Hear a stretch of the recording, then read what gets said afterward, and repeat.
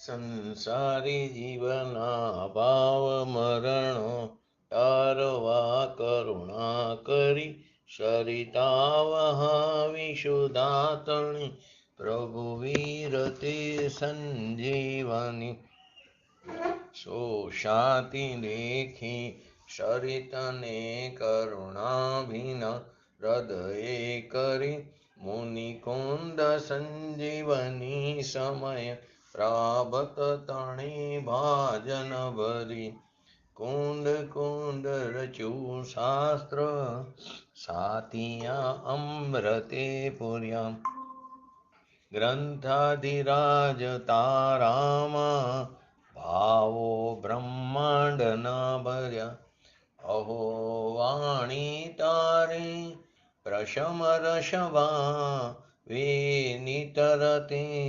મુમુક્ષુને પાતી અમૃત રસ અંજલિ ભરી ભરી અનાદિની મૂર્છા વિષતણી ત્વરાથી ઉતરતી વિભાવેથી તંબે સ્વરૂપ ભણી દોડે પરિણતિ તુષે નિશ્ચય ગ્રંથ ભંગ સગરા વ્યવહારના ભેદવા તું પ્રજ્ઞાશિણી જ્ઞાનને ઉદયની સંદેશો છેદવા સાથી સાધકનો તુમાનો જગનો સંદેશ મહાવીરનો વિષમો ભવક્લાંતના હૃદયનો તું પંથ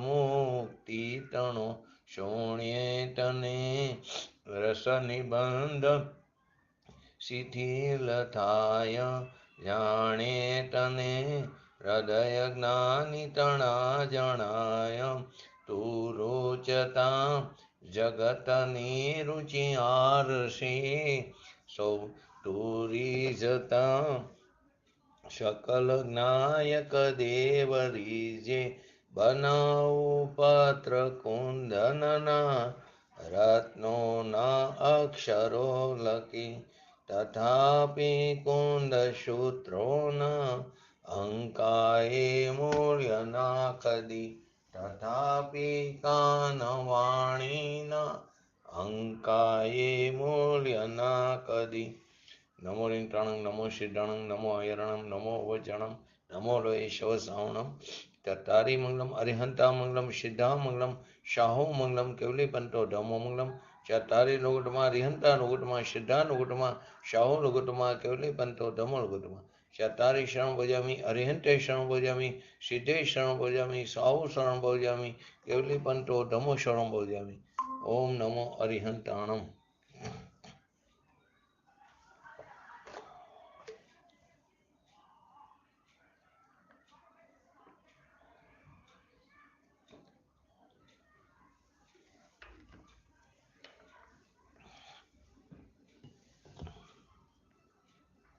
સમયસર કરતા કર્મ અધિકાર 132 થી 136 નંબરની ગાથા પૂજ્ય ગુરુદેવશ્રીના પ્રવચનના આધારે સમજી રહ્યા છીએ. તો પહેલા એનું હરિગીત જોઈ લઈ.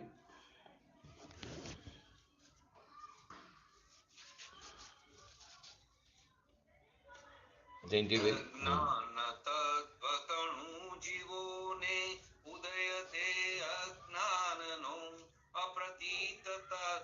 જીવની જે ઉદય તે મિથ્યાત્મનું જીવને અવિરત ભાવ જે તે ઉદય અણસંયમ તણો જીવને કલુષ ઉપયોગ જે ઉદય જાણ કષાયનો શુભ કે અશુભ પ્રવૃત્તિ કે નિવૃત્તિની ચેષ્ટા તણો ઉત્સાહ વર્તે જીવને તે ઉદય જાણતું યોગનું આ હેતુ બુદ્ધ જ્યાં થાય ત્યાં કારમાણ વર્ગણા રૂપ જે તે અષ્ટવિધિ જ્ઞાનાવરણ ઇત્યાદિ ભાવે પરિણમે કારમાણ વર્ગણા રૂપ તે જ્યાં જીવનની બદ્ધ બને ખરે આત્માય જીવ પરિણામ ભાવોનું તદા હેતુ બને. તો આની અંદર આચાર્ય ભગવંત આપણને આ ગાથામાં એમ કહેવા માંગે છે કે જીવોને જે અતત્વની ઉપલબ્ધિ છે, એટલે કે તત્વ સંબંધી જે અજ્ઞાન છે, એ અજ્ઞાનનો ઉદય છે. 5 પ્રકાર બતાવ્યા: અજ્ઞાન, મિથ્યાત્વ, અવિરમણ એટલે કે અસંયમ, કષાય અને યોગ. તો જે અતત્વની ઉપલબ્ધિ છે એટલે કે તત્વ સંબંધી જે અજ્ઞાન છે તે અજ્ઞાનનો ઉદય છે. જીવોને જે તત્વનું જે અશ્રદ્ધાન છે તે મિથ્યાત્વનો ઉદય છે.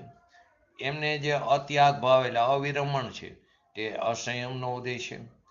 એટલે કે અને જે મલિન ઉપયોગ છે એટલે કે કસાયનો ઉદય છે. તે જે મલિન ઉપયોગ છે તે કસાયનો ઉદય છે. વળી કે શુભ અને અશુભ બંને પ્રકારના ભાવો થાય છે.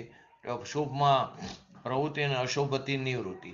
તો શુભ અને અશુભની પ્રવૃત્તિ રૂપે અથવા નિવૃત્તિ રૂપે જે ચેષ્ટા છે, એનો જે ઉત્સાહ છે, તે યોગનો ઉદય જાણ. આ ઉદયો હેતુભૂત થતા જે કારમાણ વર્ગણાગત જે પૂતગલ દ્રવ્ય છે એ જ્ઞાનાવણી આદિ 8 પ્રકારના એટલે કે 8 પ્રકારે તે પરિણમે દ્રવ્ય કર્મ. તે કારમાણ વર્ગણાગત પૂતગલ દ્રવ્ય જ્યારે જીવની સાથે એટલે આત્માના પ્રદેશો સાથે તે બંધાય છે ત્યારે જીવ પોતાના અજ્ઞાનમય પરિણામ ભાવોનો હેતુ થાય છે. આ ગાથામાં આ કહેવા માંગે, જેને આપણે સંક્ષિપ્તમાં સમજ્યા. હવે એને પૂજ્ય ગુરુદેવશ્રીના પ્રવચનના આધારે આજે થોડું સમજીને પછી 137 થી 140 નંબરની 4 ગાથાને આપણે સમજશું. તો કે અનાદિથી સ્વપરની એકત્વ બુદ્ધિને કારણે જીવે અનાદિથી સ્વ અને પરમાં એકત્વ બુદ્ધિ કરી. એની સાથે ખરેખર તો વિરક્તપણું થવું જોઈએ પર સાથે, એની સાથે રક્તપણું કર્યું છે.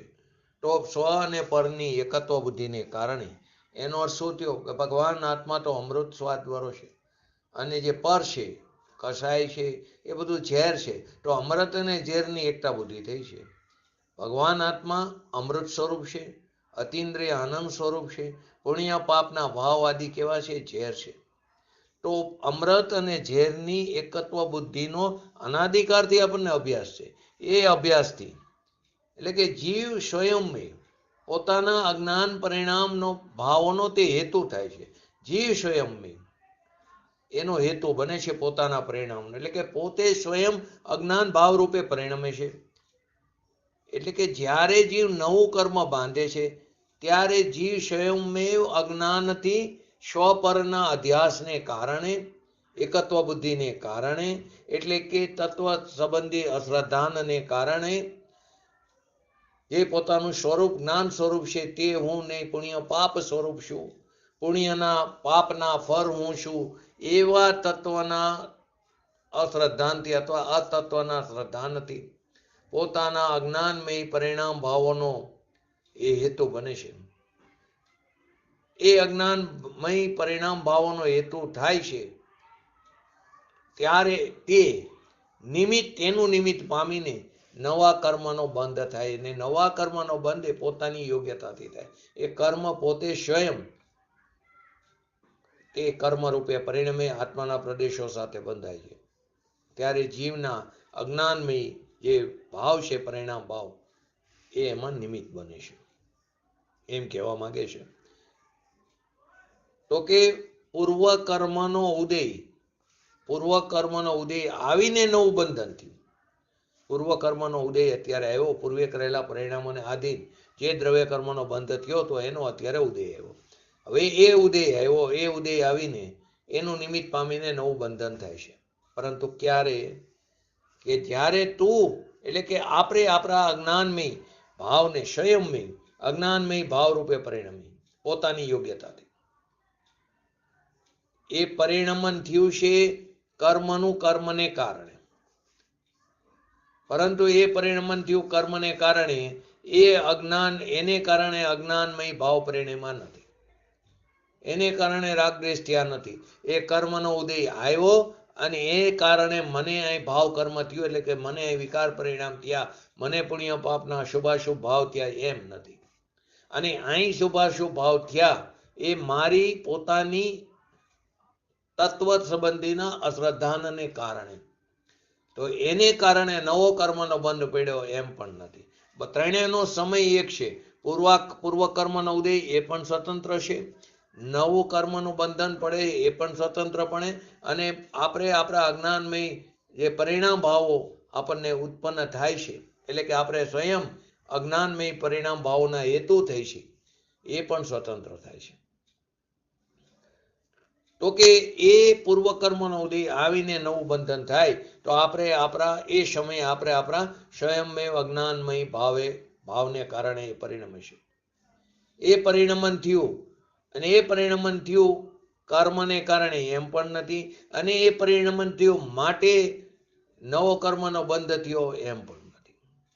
કર્મને કારણે મિથ્યા શ્રદ્ધા થઈ એવું નથી. પૂર્વ કર્મનો ઉદય એવું માટે મને મિથ્યા શ્રદ્ધા થઈ એમ નથી. મને અહીં મિથ્યા શ્રદ્ધા થઈ માટે નવો કર્મનો બંધ પડ્યો એમ પણ નથી. તો કર્મનો ઉદય આવ્યો તો અમારે રાગ કરવો પડે એવું જે માને છે તેને મુંડ મોહી મિથ્યા દ્રષ્ટિ કીધો, કે રાગ દ્વેષ મિથ્યાત્વ આદિ ભાવ સ્વયંમેવ જીવ અજ્ઞાનથી કરે છે એમ અહીંયા કહેવા માગે છે. પોતાના અજ્ઞાનમય પરિણામ ભાવોનો હેતુ થાય છે. પોતાના ભાવનો હેતુ થાય છે, પરના નહીં. પોતાના અજ્ઞાનમય પરિણામ ભાવોનો હેતુ થાય છે. ભગવાન આત્મા અતિન્દ્રિય આનંદ સ્વરૂપ છે. એને ભૂલીને ક્ષણિક જે એક સમયની પર્યાય ક્ષણિક પુણ્ય પાપના કૃત્રિમ નિત્ય અનિત્ય ભાવ, કૃત્રિમ નિત્ય અનિત્ય જે ભાવ, કૃત્રિમ જે ભાવ છે અનિત્ય ભાવ પુણ્ય પાપના, કે જે કેવા છે એક સમયની પર્યાય છે. તે એક સમયની જે પર્યાય છે એ પૂરતા જે પુણ્ય પાપ આદિના કૃત્રિમ અનિત્ય ભાવ છે એ સ્વયંમેવ અજ્ઞાન ભાવ પોતાના પરિણામ ભાવોનો આત્મા હેતુ બને છે.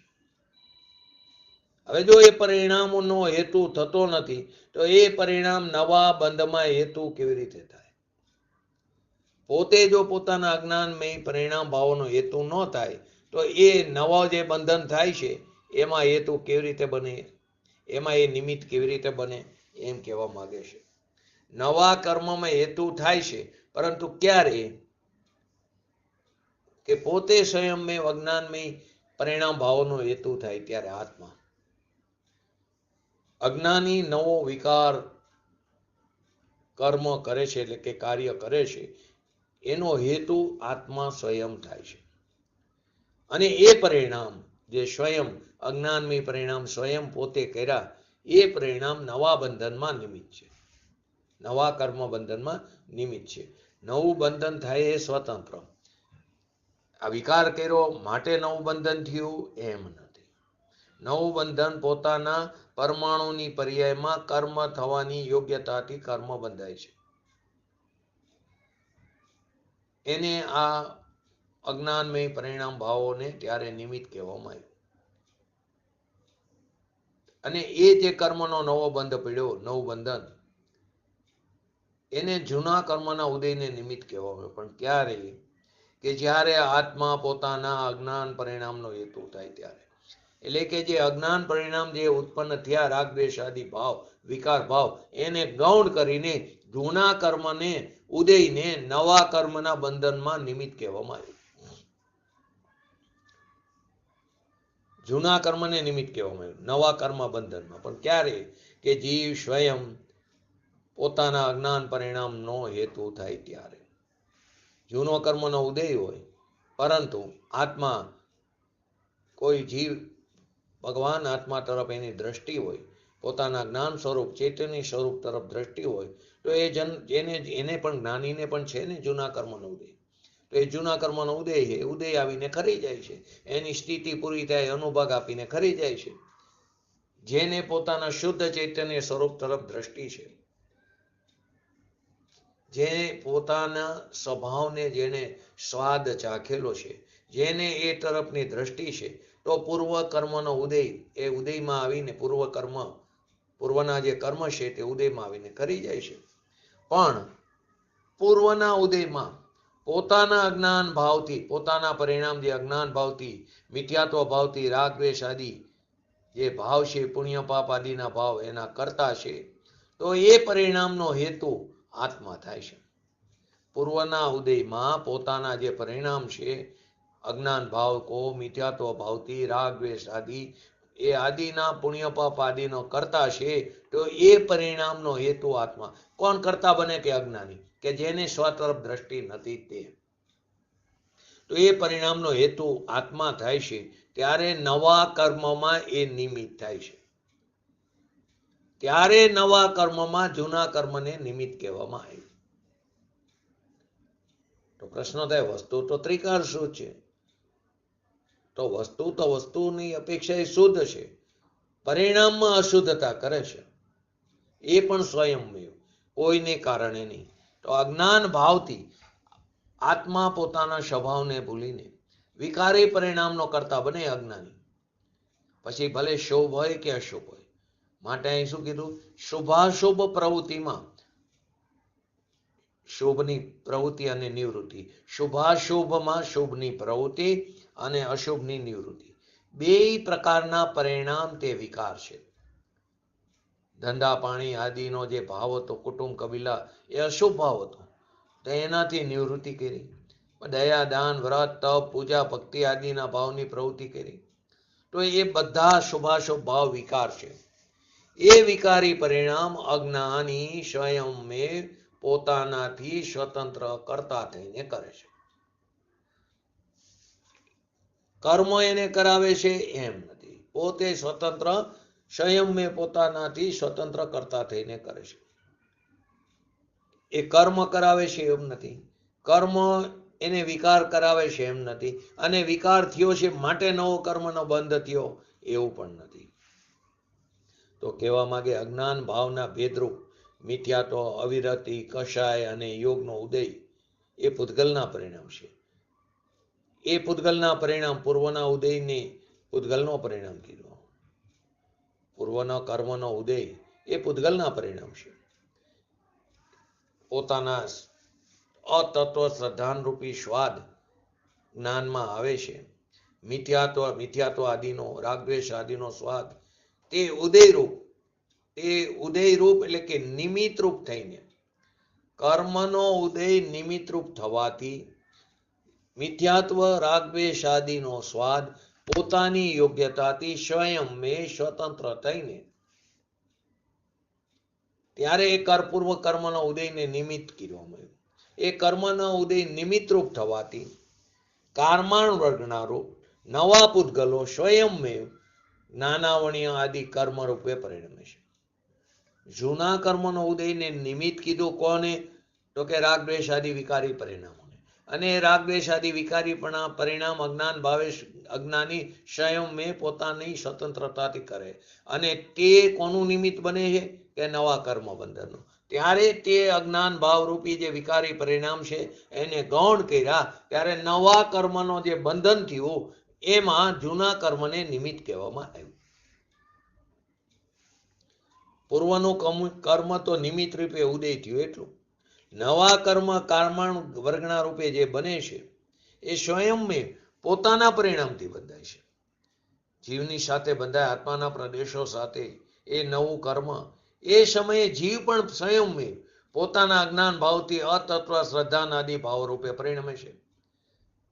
એટલે કે જીવ પોતાના અજ્ઞાન ભાવથી અતત્વ શ્રદ્ધા આદિ ભાવ એટલે કે પુણ્યને ધર્મ માનવો, પાપમાં સુખ માનવું, પાપના પરિણામમાં સુખ વિષય વાસનામાં આનંદ માનવો, પુણ્યમાં ધર્મ માનવો, એવું અતત્વ શ્રદ્ધાના અજ્ઞાની સ્વયંમેવ પોતાની યોગ્યતાથી કરે છે.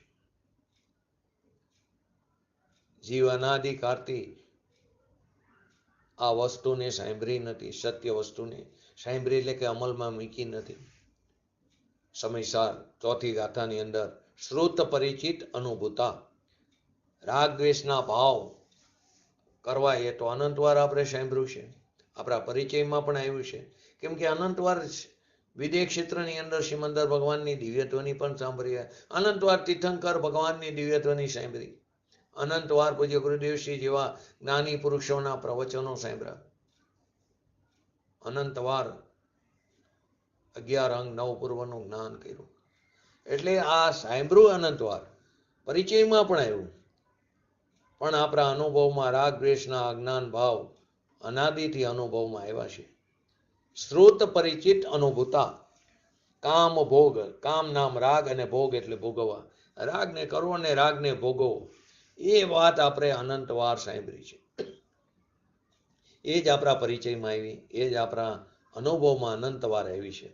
પરંતુ એનાથી પૃથક ચોથી ગાથામાં શું કે, સુદ ચરિત દાણા ભુવા સવસ વી કામ ભોગ બંધ કવા એ સોલું વલમ ભંભો હણવરી હણમુલો વિયતસ્ય.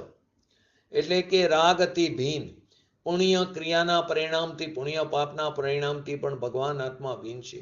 એ વાત આપણે સાંભળી નથી. સાંભળી નથી એનો અર્થ એમ કે સાંભળી તો છે પણ અમલમાં મૂકી નથી. અનંતવાર આ વાત તો સાંભળી છે. ચોથી ગાથાની અંદર આચાર્ય ભગવાન કહે છે, રાગથી પુણ્ય પાપથી એ પરિણામથી મારી ચીજ કેવી છે? ભીન છે. કાને પીડી, પરંતુ એક કાને સાંભળીને બીજા કાનમાંથી કાઢી નાખી છે. કાને પીડી પરંતુ આપણને રુચિ નહીં.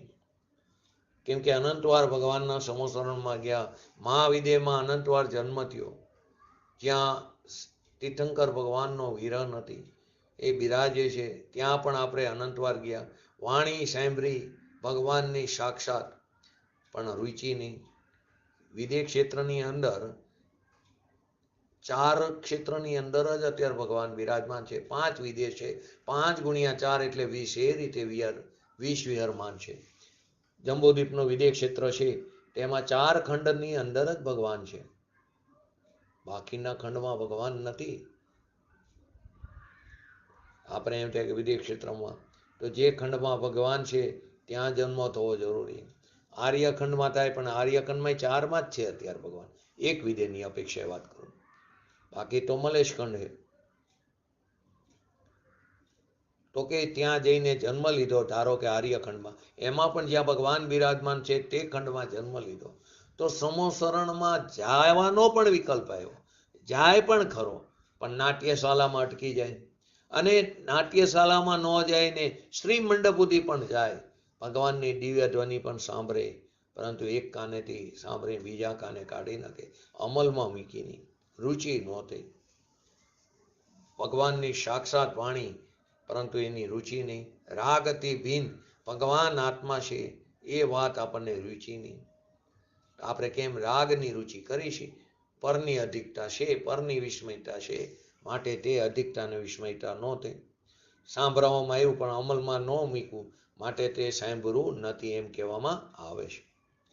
રાગથી ભીન એકત્વ વિભક્તની વાત આપણે સાંભળી નથી, આપણા પરિચયમાં આવ્યા નથી.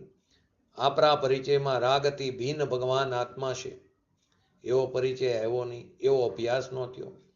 રાગથી ભીન ભગવાન આત્મા છે એવો અનુભવ ક્યારેય સાંભળ્યું નહીં, પરિચય કર્યો નહીં, અનુભવમાં આવ્યું નહીં, માટે તો અપૂર્વ કાર્ય કીધું. અહીં શું કે છે? પૂતગલ પરિણામ જે છે એનો સ્વાદ અતત્વ શ્રદ્ધાનાદિ છે, એનો ઉદય નિમિત્ત થવાથી કારમાન વજ્ઞારૂપી નવીન પૂતગલ સ્વયંમેવ જ્ઞાનાવણી આદિ 8 કર્મ રૂપે પરિણમે છે, જીવની સાથે બંધાય છે. એ સમયે જીવ પણ સમયે ક્ષણે ક્ષણે પૂર્વકર્મનો ઉદય આવો, બધાનો સમય તો એક જ છે. પૂર્વકર્મનો ઉદય આવો, નવું બંધન થવું, અને નવા બંધનમાં પોતાના વિકારી પરિણામ નિમિત્ત થવા, ત્રણેયનો સમય તો એક છે. શું કહેવામાં આવ્યું? કે જીવ પણ સ્વયંમેવ પોતાના અજ્ઞાન ભાવથી અતત્વ શ્રદ્ધાનાદિ ભાવ રૂપે પરિણમે છે. એ ભાવનું કારણ પણ પોતે જ સ્વયં થાય છે. સમય એક છે. પૂર્વકર્મનો ઉદય આવો, નવો બંધન થવું, ને અજ્ઞાન ભાવે જીવના પરિણામ, એક સમયમાં ત્રણેય થાય છે. ત્રણેયનો સમય એક છે. મિથ્યાત્વાદિનો ઉદય થવો, નવીન પૂતગલોનું કર્મરૂપે પરિણામો બંધાવવું, અને જીવના પોતાના અતત્વ શ્રદ્ધાનાદિ ભાવો રૂપે પરિણામો, ત્રણેયનો એક જ સમય થાય છે. બધા સ્વતંત્ર, પોતે જ પોતાથી પરિણમે છે. પોતે જ પોતાથી પરિણમે. કર્મનો ઉદય સ્વતંત્ર, નવું બંધન સ્વતંત્ર, અજ્ઞાની રાગદ્વેષ આદિ અજ્ઞાન કરે છે એ પણ સ્વતંત્ર. કોઈ કોઈનું પરિણમન કરાવતું નથી. કર્મનો ઉદય તે આત્માને વિકાર કરાવતો નથી. વિકાર પરિણામ તે નવા કર્મ બંધનમાં નવું કર્મનું બંધન કરતું નથી. માત્ર ને માત્ર તે નિમિત્ત થાય છે. જૂનું કર્મ નવું કર્મને કરતું નથી. નવા બંધનમાં વિકારી પરિણામ કંઈ કરતા નથી. એટલે જૂનો કર્મનો ઉદય, નવા કર્મનો બંધાવો અને આત્માના વિકાર પરિણામ, ત્રણ વસ્તુ લીધી. ત્રણેયનો સમય એક જ છે. આ રીતે આ 132 થી 136 નંબરની ગાથામાં આચાર્ય ભગવંત આપણને આ કહેવા માંગે છે. હવે આજે આપણે 137 થી 140 નંબરની ગાથા સંક્ષિપ્તમાં સમજી પછી કાલે પૂજ્ય ગુરુદેવ શ્રીના પ્રવચનના આધારે એમાં વિશેષ સમજશું. બોલો.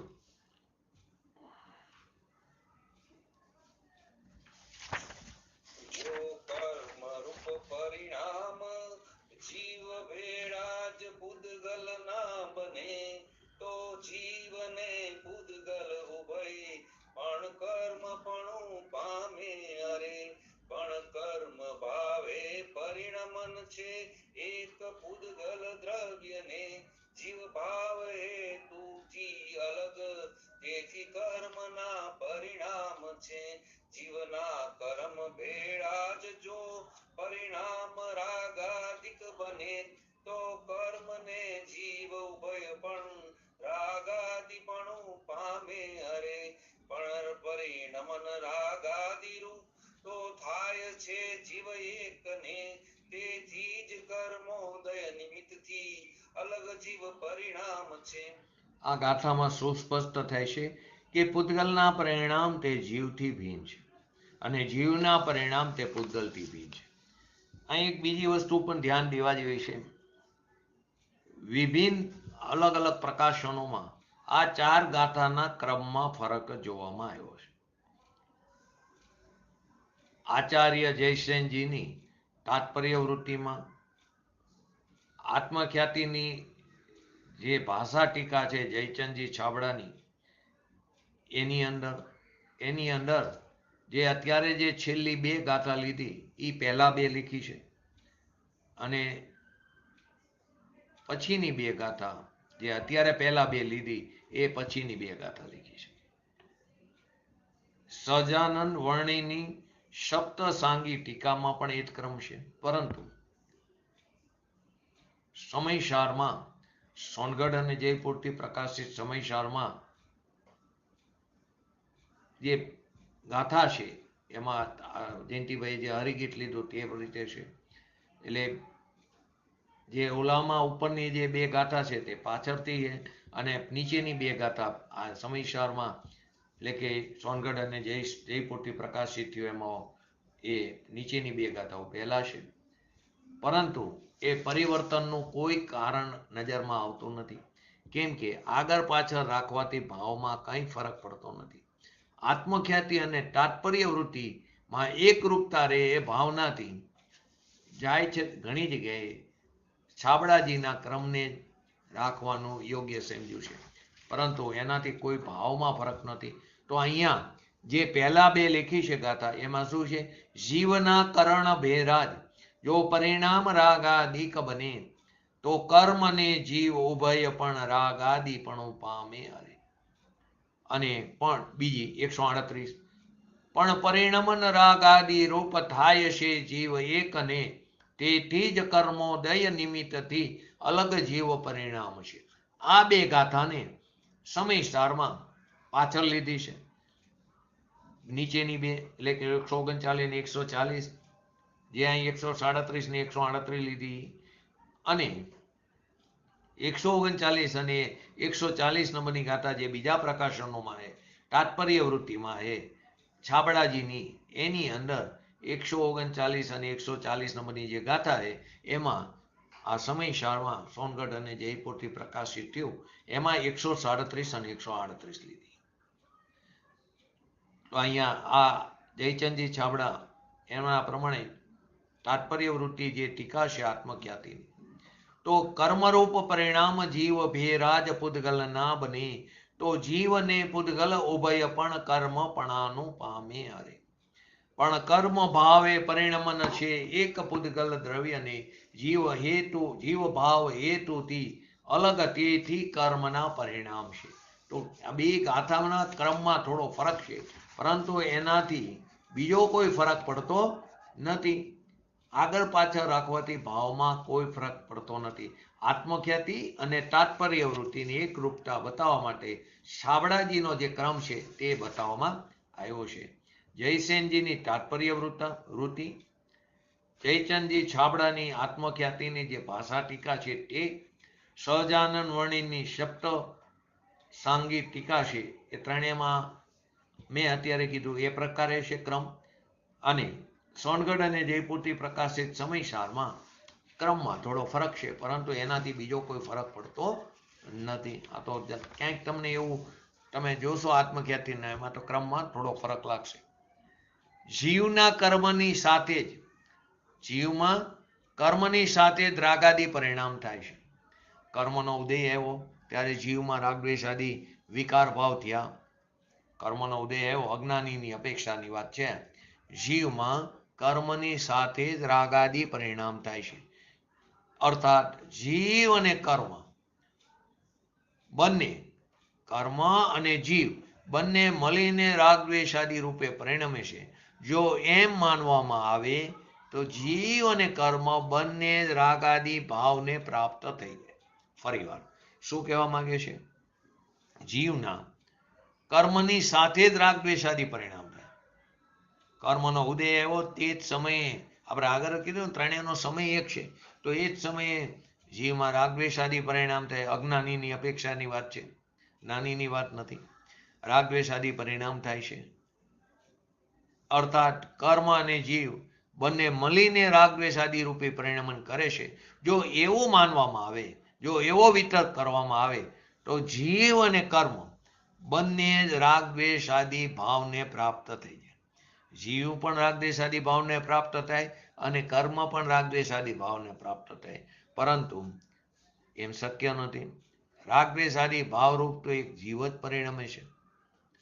તેથી કર્મોના ઉદયરૂપ હેતુ વિના જ રાગદ્વેષાદી ભાવ એ જીવના પરિણામ છે. કર્મોલયનો ઉદય એનો હેતુ, એ રૂપ હેતુ થયા વિના, એ હેતુ વિના જ રાગદ્વેષાદી ભાવ જે થાય છે તે જીવના પરિણામ છે એમ કહેવામાં. હવે બીજી અપેક્ષા, એ જ રીતે પૂદગલનું જીવની સાથે જ કર્મ રૂપે પરિણમન થાય. અહીં રાગદ્વેષાદી ભાવ કર્યા તો નવો કર્મનો બંધ થયો, તો પૂદગલનું જીવની સાથે કર્મ રૂપ પરિણમન થાય છે. નવો કર્મ બંધાણો ને તે બંને સાથે જ થયું, તો જીવ અને પૂદગલ બે મળીને કર્મ રૂપે પરિણમે છે. જો એમ માનવામાં આવે, ઓલામાં શું હતું?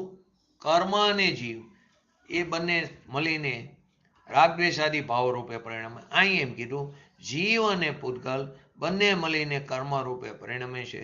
જો એમ માનવામાં આવે તો પૂદગલ અને જીવ બંને જ કર્મત્વને પ્રાપ્ત થઈ જાય. બંને કર્મત્વને પ્રાપ્ત થઈ જાય, પરંતુ એ પણ શક્ય નથી. પરંતુ કર્મરૂપ પરિણામ તો એ કોનું છે? પૂદગલ દ્રવ્યનું જ થાય છે. કર્મ રૂપે પરિણામ તો પૂદગલ દ્રવ્યનું જ થાય છે. તેથી જીવ ભાવના હેતુ વગર, એટલે કે રાગદ્વેષાદી પરિણામોના હેતુ વગર જ કર્મ પૂદગલનું પરિણામ છે. એના હેતુ વિના, એટલે કે એ સ્વતંત્રથી થાય એને કારણે ન થતું, એ હેતુ વગર જ કર્મ પૂદગલનું પરિણામ છે. આ જ ગાથાને પંડિત જયચંદજી છાબડાના ભાવાર્થમાં એ રીતે સ્પષ્ટ કરવામાં આવ્યું. જો એમ માનવામાં આવે કે જીવ અને પૂદગલ કર્મ મળીને રાગદ્વેષાદી રૂપે પરિણમે, તો બંનેના રાગદ્વેષાદી રૂપી પરિણામ સિદ્ધ થાય.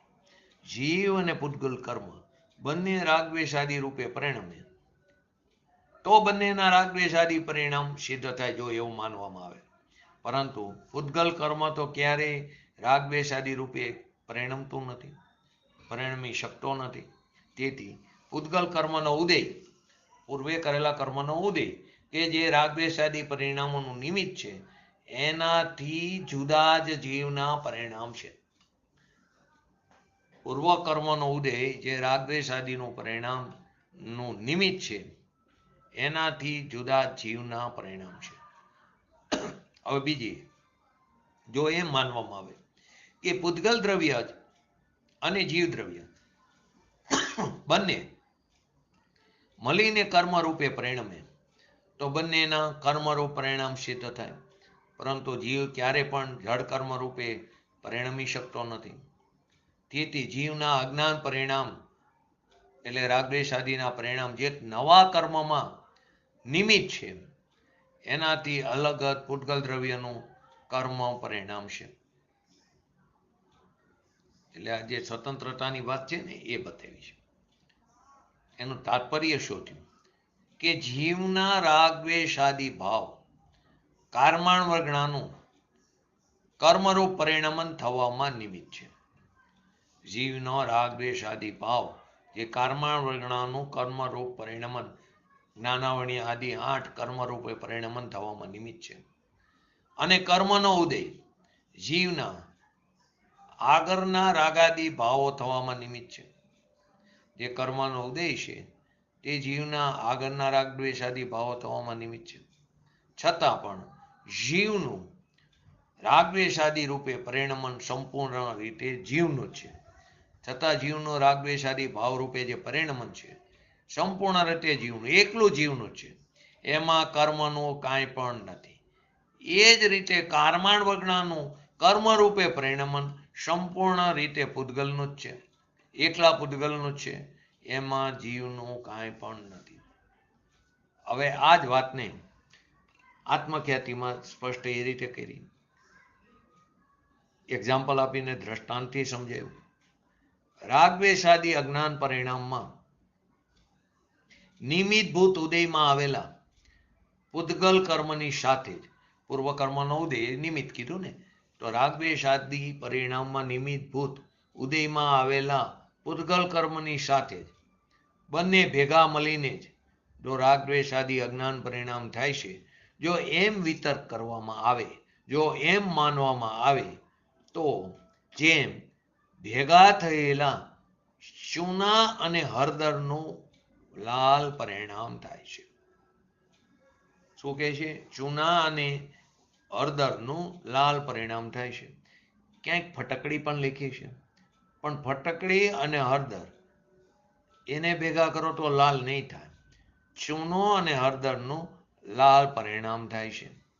એટલે જીવ અને પૂતગલ જો એવો વિતર્ક કરવામાં આવે, જેવી રીતે ચૂનો અને હળદરને ભેગા કરો તો લાલ પરિણામ થયા, એ રીતે જીવ અને પૂતગલ બંને, પૂતગલ કર્મ બંને મળીને રાગદ્વેષાદિ અજ્ઞાન પરિણામની આપત્તિ આવી પડે, એ જ રીતે જે રીતે ચૂનો અને હળદર ભેગા કરવાથી લાલ પરિણામ થયા બંનેના, તો પછી એ જ રીતે જીવ અને પૂતગલ કર્મ બંને રાગદ્વેષાદિ અજ્ઞાન પરિણામની એમાં આપત્તિ આવી પડે બંનેને. પરંતુ રાગદ્વેષાદિ અજ્ઞાન પરિણામ તો માત્ર ને માત્ર જીવને જ હોય છે.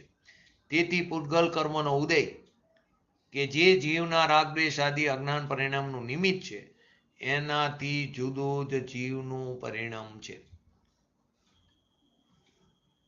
હવે બીજું, કર્મ પરિણામના નિમિત્તભૂત થતા રાગદ્વેષાદિ અજ્ઞાન પરિણામ પરિણમેલા જીવની સાથે જ કર્મરૂપ પરિણામ થાય છે. કર્મ પરિણામના નિમિત્તભૂત જે દ્રવ્ય કર્મનો બંધ પડ્યો નવો, એના નિમિત્તભૂત કોણ? રાગદ્વેષાદિ વિકારી ભાવ. એ અજ્ઞાન પરિણામે પરિણમેલા જીવની સાથે જ એ સમયે કર્મરૂપ પરિણામ થાય, આત્માના પ્રદેશો સાથે કર્મનો બંધ થાય છે.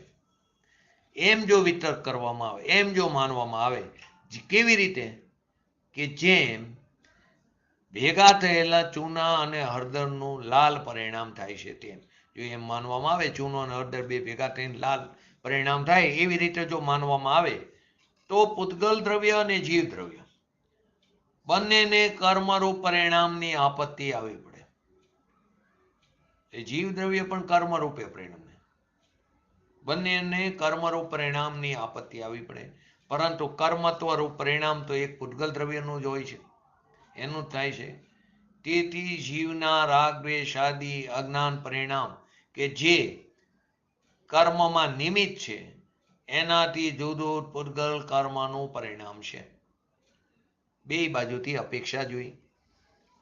તો હળદર અને ચૂનાની મેળવણીના રૂપનું ઉદાહરણ આપીને આત્મખ્યાતિના કથનમાં એ જ વાત સિદ્ધ કરવામાં આવી કે બધું પરિણામન સ્વતંત્ર છે. હળદર અને ચૂનો મળીને હળદર અને ચૂનો જ્યારે મળીને પરિણમે છે ત્યારે બંને જ લાલ રંગરૂપ થઈ જાય. નો હળદર પીળી રહેશે ને નો તો ચૂનો સફેદ. હળદર પીળી છે અને ચૂનો સફેદ છે, પરંતુ બંનેને ભેગા કરો તો લાલ સ્વરૂપ થઈ જાય બંને જ. ત્યારે હળદરનો પીરાશ જતી રહેશે અને ચૂનાની સફેદાઈ. આ દ્રષ્ટાંત છે. હળદરનો પીરાશ વાળો સ્વભાવ જતો નથી, ઢંકાયેલો છે, એ પણ સમજવું. હળદર પીળી નહોતો રહેશે અને નહોતો ચૂનો સફેદ. એ જ રીતે જો આત્મા અને કારમાણ વર્ગના રૂપ પૂતગલ બંને મળીને પરિણમે તો બંનેને કાં તો દ્રવ્ય કર્મ રૂપે થઈ જવું પડે અથવા તો કાં તો પછી રાગદ્વેષ આદિ ભાવ કર્મ રૂપે બંનેને થવું પડે. પરંતુ એવું થતું નથી. કેમ કે ન તો આત્મા દ્રવ્ય કર્મ રૂપે પરિણમે છે અને ન તો કારમાણ વર્ગના રૂપ પૂતગલ એ રાગદ્વેષ આદિ ભાવ કર્મ રૂપે પરિણમે. તેથી શું સ્પષ્ટ થયું? આત્મા અને પૂતગલ બંને મળીને પરિણમતા નથી. બંને મળીને પરિણમતા નથી. આત્માના રાગદ્વેષ આદિ રૂપી પરિણમનમાં પૂતગલ કર્મનો ઉદય નિમિત્ત છે અને પૂતગલ કર્મના બંધમાં આત્માનો રાગદ્વેષ આદિ ભાવ નિમિત્ત છે. જે આપણે વારંવાર કહીશું, દ્રવ્ય કર્મનો ઉદય તે ભાવ કર્મમાં નિમિત્ત અને ભાવ કર્મનો નવા દ્રવ્ય કર્મનો બંધ એમાં ભાવ કર્મ નિમિત્ત છે. તો આત્માના રાગદ્વેષ આદિ રૂપી પરિણમનમાં પૂતગલ કર્મનો ઉદય નિમિત્ત છે અને પૂતગલ કર્મના બંધનમાં આત્માનો રાગદ્વેષ આદિ ભાવ નિમિત્ત છે. એટલે કે રાગદ્વેષ આદિ ભાવ અને દ્રવ્ય કર્મનું બંધન અને દ્રવ્ય કર્મનો ઉદય અને રાગદ્વેષ આદિ ભાવ બંનેમાં માત્ર ને માત્ર નિમિત્ત નૈમિત્તિક સંબંધ. એ નિમિત્ત નૈમિત્તિક સંબંધ હોવા છતાં પણ બંનેનું પરિણમન સ્પષ્ટ છે, સ્વતંત્ર છે, તે સ્પષ્ટ છે. શું કીધું? પૂતગલ કર્મના બંધનમાં આત્માનો રાગદ્વેષ આદિ ભાવ નિમિત્ત છે. પૂતગલ કર્મના રાગદ્વેષ આદિ રૂપી પરિણમનમાં પૂતગલ કર્મનો ઉદય નિમિત્ત છે. અત્યારે આપણને પૂર્વે કરેલા કર્મનો ઉદય આવ્યો, એ એનું નિમિત્ત પામીને રાગદ્વેષ આદિ વિકારી ભાવ થાય છે. હવે એ રાગદ્વેષ આદિ વિકારી ભાવનું નિમિત્ત પામીને નવો દ્રવ્ય કર્મનો બંધ પડે છે. માટે કે આત્માના રાગદ્વેષ આદિ રૂપી પરિણમનમાં પૂતગલ કર્મનો ઉદય નિમિત્ત છે. પૂતગલ કર્મના બંધમાં આત્માનો રાગદ્વેષ આદિ ભાવ નિમિત્ત છે. રાગદ્વેષ આદિ ભાવ અને દ્રવ્ય કર્મનું બંધન અને દ્રવ્ય કર્મનો ઉદય અને રાગદ્વેષ આદિ ભાવ બંનેમાં નિમિત્ત નૈમિત્તિક સંબંધ છે, પરંતુ તે છતાં પણ બંનેનું પરિણમન સ્વતંત્ર છે. આત્મખ્યાતિની અંદર મૂળ શબ્દ શુદ્ધા છે. આત્મખ્યાતિમાં મૂળ શબ્દ શુદ્ધા મૂક્યો છે. પંડિતજી જયચંદજી છાબડે એનો અર્થ ફટકડી કર્યો છે. સહજાનંદ વર્ણીએ પણ ફટકડી કર્યો હોય, પણ ઘણી જગ્યાએ ચૂનો શબ્દ અર્થ કર્યો છે. શબ્દકોશમાં પણ ચૂનો જ દેખાય છે, ફટકડી નહીં. પ્રયોગ કરો તો ખબર પડશે કે ચૂનો અને હળદર મેળવવાથી જેવો લાલ રંગ થતો દેખાય છે એવો ફટકડીને હળદર મેળવવાથી નથી થતો. માટે આપણે પણ શુદ્ધાનો અર્થ શું કરશું? ચૂનો. આચાર્ય જયસેનજીની તાત્પર્ય વૃત્તિમાં પણ હળદર અને ચૂનાના ઉદાહરણથી એ માધ્યમથી જ વાતને સ્પષ્ટ કરી. પરંતુ એમાં એક બીજી વસ્તુ પણ નહીંની અપેક્ષા પણ ખૂબ સુંદર લીધી છે, જે આપણે નહીં સમજ્યા તેના ઉપરથી ખ્યાલ આવશે. આ જીવ અનુપચરિત અસદભૂત વ્યવહાર નહીંથી દ્રવ્ય કર્મનો જ કરતા છે. પરિવાર શું કીધું? આ જીવ અનુપચરિત અસદભૂત વ્યવહાર નહીંથી દ્રવ્ય કર્મનો જ કરતા છે. વ્યવહાર નહીંના 4 ભેદ બતાવ્યા છે. પંચાધ્યાયની અપેક્ષા એ વાત નથી. મુખ્યત્વે 4 ભેદ બતાવ્યા છે. મુખ્યત્વે 2 સદભૂત અને અસદભૂત, સદભૂતના 2, અસદભૂતના 2. સદભૂતના બેની અંદર અશુદ્ધ સદભૂત અથવા તો ઉપચરિત સદભૂત, શુદ્ધની અંદર અનુપચરિત સદભૂત અથવા તો શુદ્ધ સદભૂત. એવી જ રીતે અસદભૂતની અંદર અનુપચરિત અસદભૂત અને ઉપચરિત અસદભૂત. સદભૂતનો અર્થ આપણે શું કહેવાય? સદભૂતનો અર્થ જે મારામાં જ છે. અસદભૂત એટલે જે મારામાં નથી. તો અહીં આપણે વાત ચાલે છે અનુપચરિત અસદભૂત વ્યવહારની.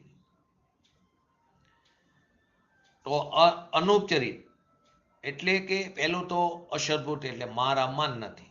વ્યવહારની એટલે કે નહીંનું કથન છે, અંશનું કથન છે,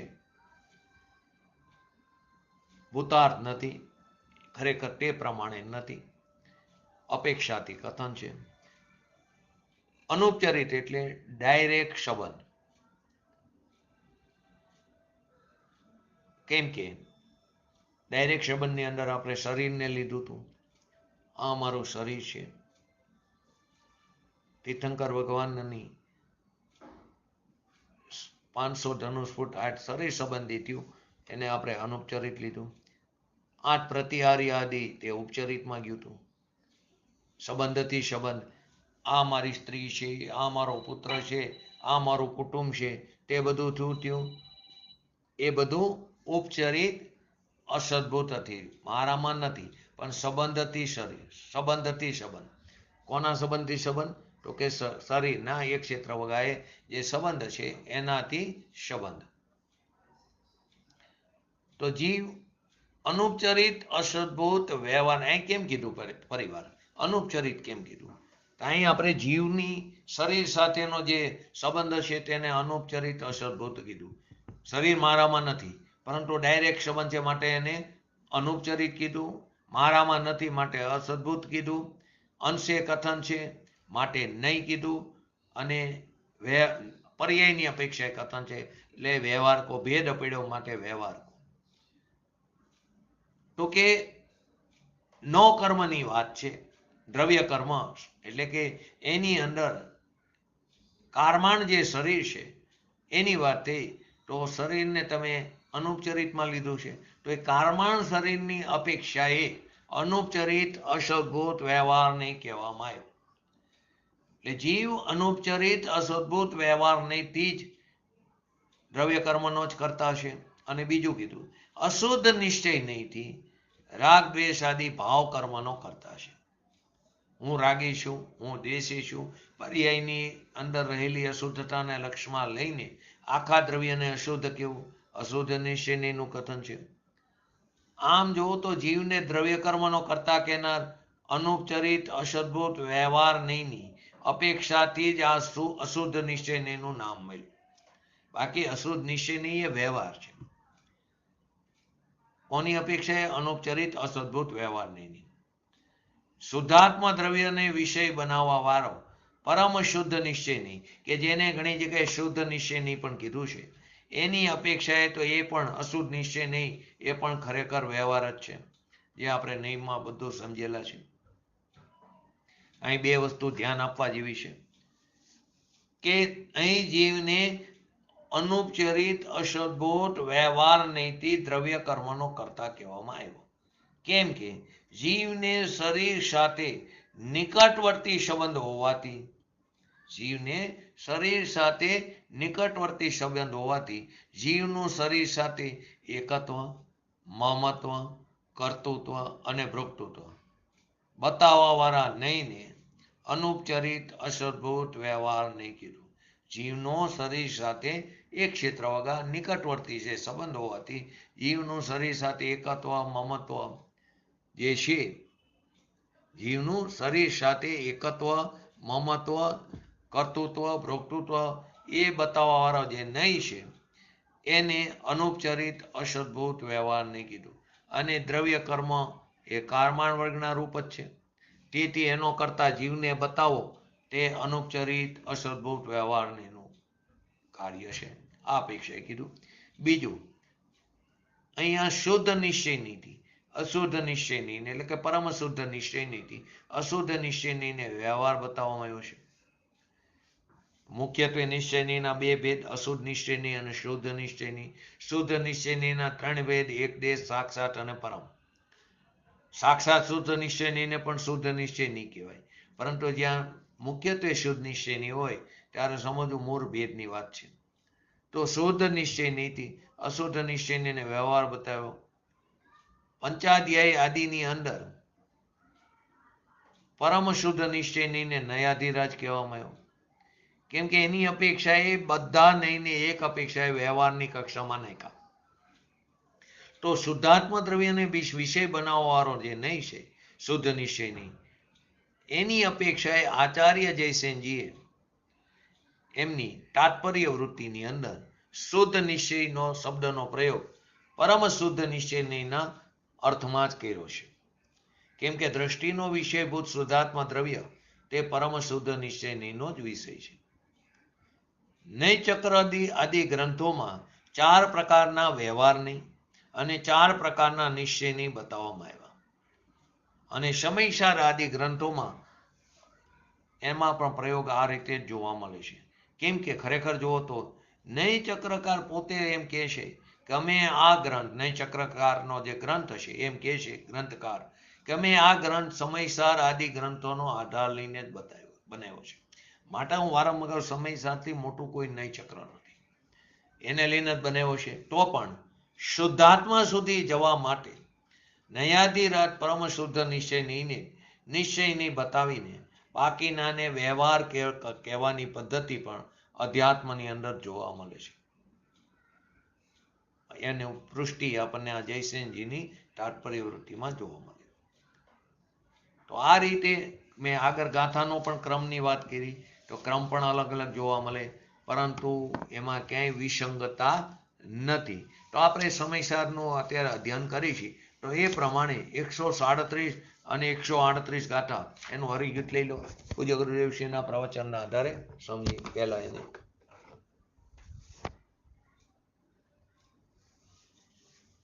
જયંતિભાઈ. જો કર્મ રૂપ પરિણામ જીવ ભેળા જ પૂતગલ ના બને, તો જીવને પૂતગલ ઉભય પણ કર્મ પણ પામે હરે. કણ કર્મ ભાવે પરિણમન છે એક પૂતગલ દ્રવ્યને, જીવ ભાવ હેતુથી અલગ તેથી કર્મના પરિણામ છે. એટલે જીવથી જુદું જ પૂતગલ દ્રવ્યનું પરિણામ છે એમ એ પ્રતિપાદન કરે છે. તો શું કહેવા માંગે છે? જો પૂતગલ દ્રવ્યને કર્મ પરિણામના નિમિત્તભૂત એવા રાગદ્વેષ આદિ અજ્ઞાન પરિણામે પરિણમેલા જીવની સાથે, એટલે કે બંનેને ભેગા મળીને કર્મરૂપ પરિણામ થાય છે, જો એમ વિતર્ક કરવામાં આવે, એમ જો માનવામાં આવે, તો જેવી રીતે હળદર અને પટકડી કો કે ચૂનો કો, કોઈક જગ્યાએ પટકડી લીધી, કોઈક જગ્યાએ ચૂનો લીધો, શુદ્ધાનો અર્થ ચૂનો કર્યો છે. તો હળદર અને પટકડી બંનેને લાલ રંગ રૂપ પરિણામ થાય છે. એમ પૂતગલ દ્રવ્ય અને જીવ બંનેને કર્મરૂપ પરિણામ આવી પડે, આપત્તિ આવી પડે, પરંતુ પૂતગલ દ્રવ્ય અને એકને જ કર્મપણારૂપ પરિણામન થાય છે. જીવનું રાગદ્વેષ આદિ પરિણામ કે જે કર્મનું નિમિત્ત છે એનાથી જુદું પૂતગલ કર્મનું પરિણામ છે. જીવ કર્મપણા રૂપે પરિણમતો નથી. ભાવાર્થની અંદર શું કહેવા માંગે છે કે જો પૂતગલ દ્રવ્ય અને જીવ ભેગા થઈને કર્મ રૂપે પરિણમે, જો એવું માનવામાં આવે, એટલે કે બંનેને તો કર્મરૂપ પરિણામ થાય, પરંતુ જીવ તો જળ કર્મ રૂપે ક્યારેય પરિણમી શકતો નથી. તેથી જીવનું અજ્ઞાન પરિણામ, રાગદ્વેષ આદિ પરિણામ જે કર્મને નિમિત્ત છે, એટલે નવા દ્રવ્ય કર્મનો જે બંધ પડે છે એ કર્મને જે નિમિત્ત છે એનાથી જુદું પૂતગલ દ્રવ્યનું કર્મ પરિણામ છે.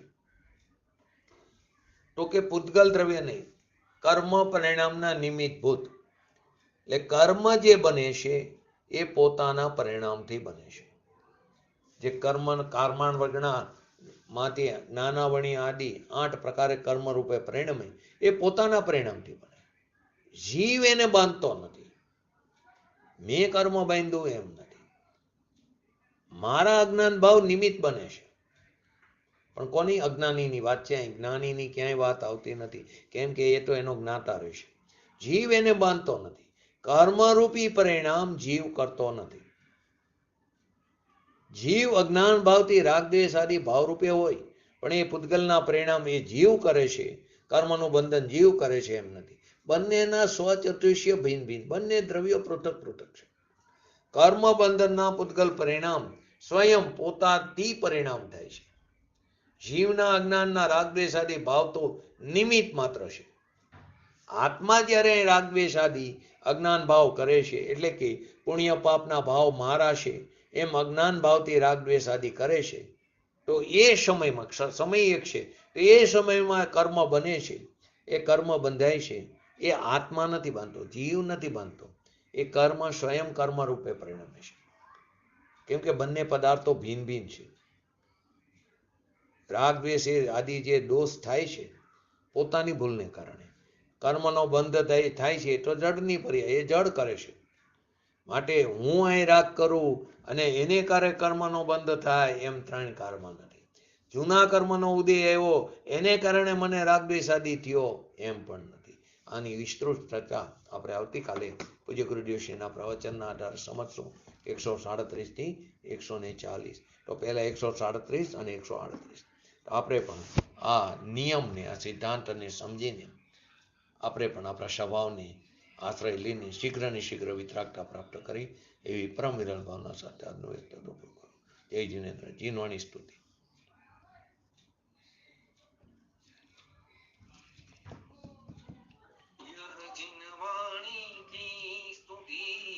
अल्पबुद्धि परमार हम सेवक विनती करे हे माता मोहिलान हे जिनवाणी भारती तो ही जपो दिन रे जो तेरा शरणा गए शो पावे सुख चैन जामानी के ज्ञान थे शोजे लोकालो शोवाणी मस्तक चढ़ो सदा देतो तो. નમો રિંગટાણમ, નમો સિદ્ધાણમ, નમો હૈરણમ, નમો વજણમ, નમો લોહી સવસાવણમ, ચટારી મંગલમ, અરિહંતા મંગલમ, સિદ્ધા મંગલમ, શાહુ મંગલમ, કેવલી પંતો ધમ્મો મંગલમ, ચટારી લુગુટમાં, અરિહંતા લુગુટમાં, સિદ્ધા લુગુટમાં, શાહુ લુગુટમાં, કેવલી પંતો ધમ્મો લુગુટમાં, ચટારી શરણ ભોજામી, અરિહંતે શરણ ભોજામી, સિદ્ધે શરણ ભોજામી, શાહુ શરણ ભોજામી, કેવલી પંતો ધમ્મો શરણ ભોજામી. બોલીએ શ્રી પંચ પરમેષ્ઠી ભગવંતોનો જય હો. બોલીએ શ્રી જીનવાણી માતનો જય હો.